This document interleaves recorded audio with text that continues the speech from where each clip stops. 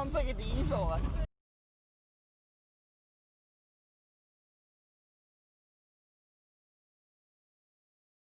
A few moments later.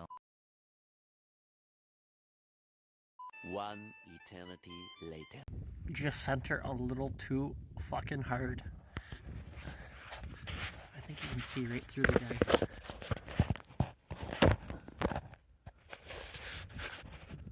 Today we're going to get started on resurrecting my mud truck here. It's 01 Super Duty with a 5.4, and it's got a well, it's turbocharged, but I'm gonna get the snow off it real quick here, and then I got the compressor going, and I got the air lance here, so give me a minute.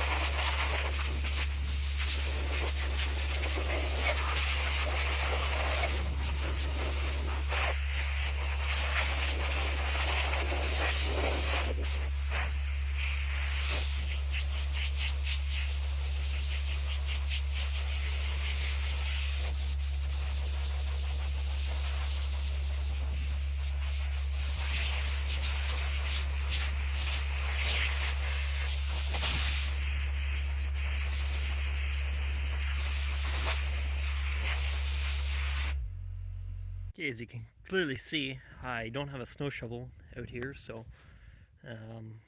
might have to grab one of those. But I'll just give you a quick walkthrough of this truck I built here. So it's got a 5.4 in it, which this I think is the third engine that I've put into this chassis. But it's got a turbo from a F600 on it, 89 F600. Hydro boost, and it's also got a crank mounted hydraulic pump that runs the hydro boost, the power steering, and there's a valve at the back of the cab that does the rear steering as well. And for the front steering, I just got an orbital valve with ram on the axle. I've got to redo the axle. The pinion angle is all fucked up. Look at those janky fucking lift blocks. Ooh, greasy. One too many fat chicks.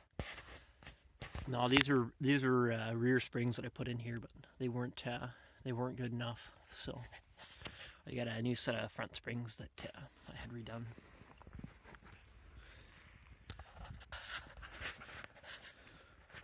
But yeah, it's got 11/2/28 tires on it, so they measure out about 47 inches. And then I just did custom centers that fit onto the Super Duty axle, and I just dished them inside out. And same with the rear axle. I just did new holes. But the rear axle here is Quadra Steer Dana 60. They came in some old Chev trucks that, or like 2000 era Chev trucks. They weren't in there for very long. In Canada, at least, from my understanding, all the corrosion and stuff got into the wiring, and then they'd all fuck up and they'd never work again. So that's the rear axle. And then in the back here I got a rear mounted radiator, and then my trans cooler, and then on the back side of that there's a power steering cooler for the hydraulic system. Aluminum fuel tank, and then it's got a hydraulic tank over there. And also this truck, a good side picture of it here. The Super Duties never came in a regular cab short box, so I cut the frame down and made it a short box. This is just a mud truck. This thing's never going to see the road. But I just took a extended cab short box frame, and then I just cut it in the middle of where the extended cab, like underneath the extended cab, and then the rear mounts lined up and the front mounts lined up, and even the rad saddle mounts all lined up. So I think it was something like 19.5 inches I took out of it. I could be wrong. Whatever the extended cab door was is what I took out of it. Yeah, it's just got a 4R100, and then just the factory transfer case.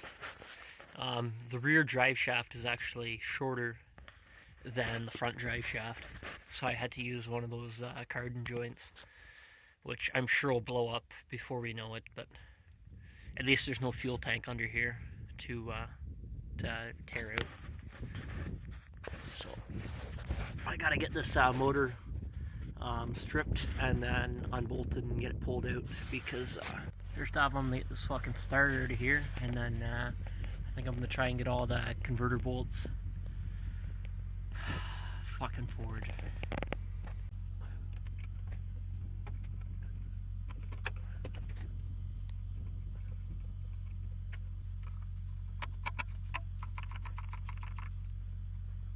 Okay, I got the starter out of there now.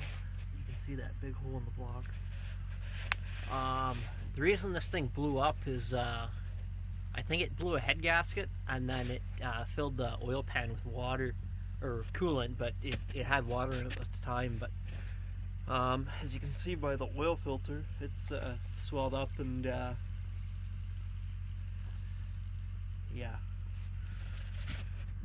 Okay, on the other side of this guy, there's a hole up in there.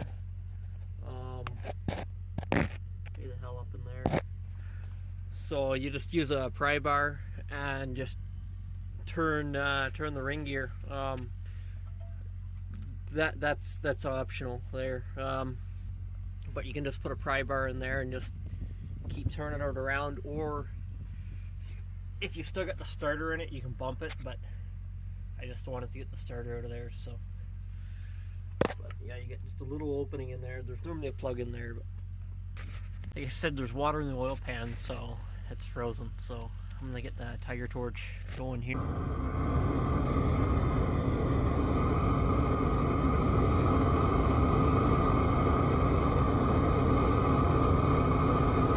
Okay, that worked there, but now it's fucking raining under here, so that's just awesome. But I got her turned, so keep doing these bolts. Okay, so I was mistaken. I guess this thing only has 4 converter bolts. For some reason I can't seem to get the converter to slide back. Oh, look at that. Just look at her go. Oh, nice.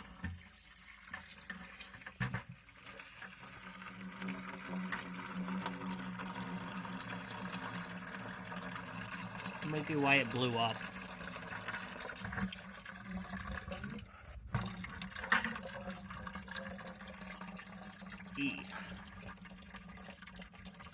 Get into this oil filter here, see what's going on in here.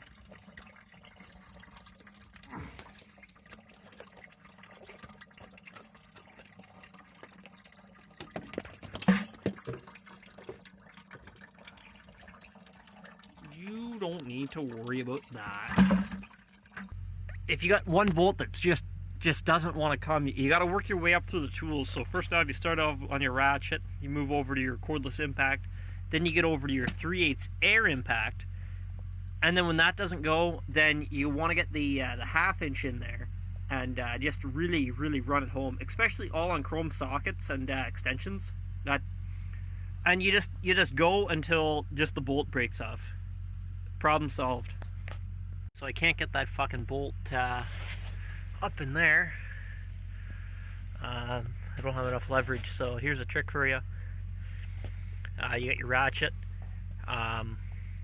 If you don't have a piece of pipe or something, take a deep socket, an extension, just slide around your ratchet. You gotta do what you gotta do. Yeah, I've got all the bolts out down here, all the nuts. And then I just got a ratchet strap here going around the frame, supporting the old Bruce Jenner. Not that I support any of that fucking shit. Oh, look at piston. Might have sent it just a little too hard. Okay, so I'm running out of daylight here, but I got a bunch of stuff on the top of the engine to disassemble now.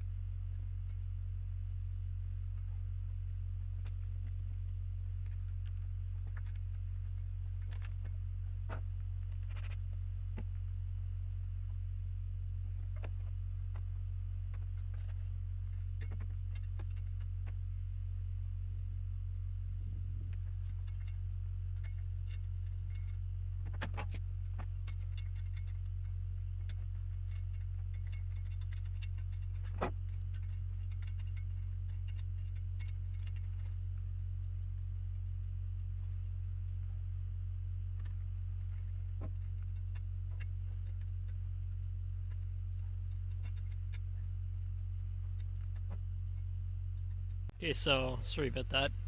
I'd fuck around with the camera to get at these fucking bolts, but I couldn't get a good shot on them. So I got all the turbocharger base bolts out. I've got the drain line loosened off here. With just a hydraulic line I got on the bottom. So yeah, I'll just lift the turbo off here.